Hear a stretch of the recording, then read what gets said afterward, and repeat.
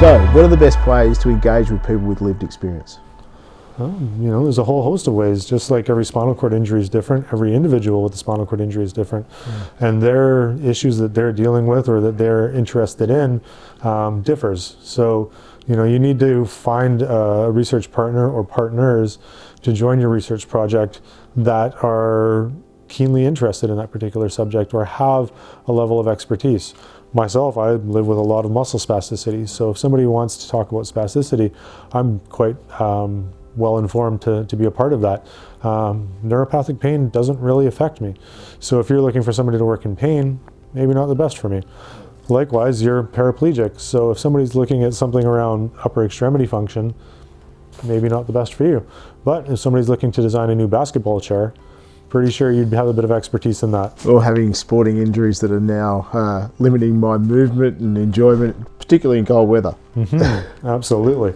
And there's no real right or wrong way to engage. People are different and the needs of the research project differ throughout the process.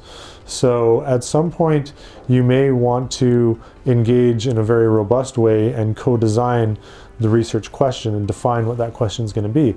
But maybe when it comes to collecting the data, maybe that's not an area you're terribly interested in being a part of.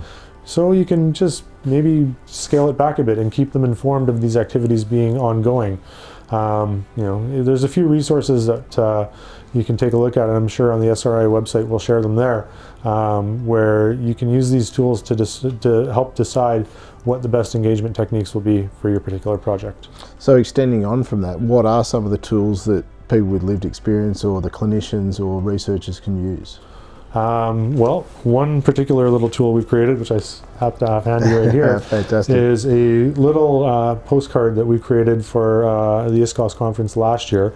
And it talks about engaging people throughout the entire research cycle, from defining the question to seeking funding, to developing the research methods and conducting the research and analyzing, interpreting the data through to dissemination. And on the back there's a list of do's and don'ts, as well as some links to some various resources that you can use. So that'll be a handy tool that I think we could probably put up on the SRI website as well. That Fantastic. should help. Have you got any examples where people with the lived experience of spinal cord injury have been involved in the research projects? Yeah, absolutely. I can give you an example of one that I was a part of. I was doing a study, again, on spasticity, and it was using a vibration platform. These are quite neat. I'm sure you guys would be familiar with them. They have them in a lot of gyms and places now. And by using that, it stimulates the nervous system and hopefully reduces spasticity. In the study that I was a part of, I found it worked quite well, but maybe it could have worked a little bit better if the study had been designed a little bit differently. So I approached the investigator and I talked to her a little bit about how she could modify that study and might get better results, and she found that was quite an interesting idea. So we worked together and developed a study which led to me. I have a very incomplete injury, but my balance is terrible and I need to use balance aids when I'm walking, and as a result of that study I was actually able to take steps, a couple real sort of awkward, simple steps, but without any balance aids whatsoever, because it had reduced my spasticity that low that I felt a lot more confident on my feet. So, it's about finding a question that actually matters to people and designing a study that's going to get the optimal results for the individuals. And that result of that research led to everyday benefit. Yeah. So it's directly applied to assist you in your everyday function. Absolutely, yeah.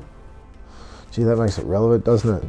Yeah, it was nice to be able to take a couple of steps unaided, but the reduction in spasticity and the way that improved my quality of life and improved my energy was a huge benefit. Yeah, that's fantastic.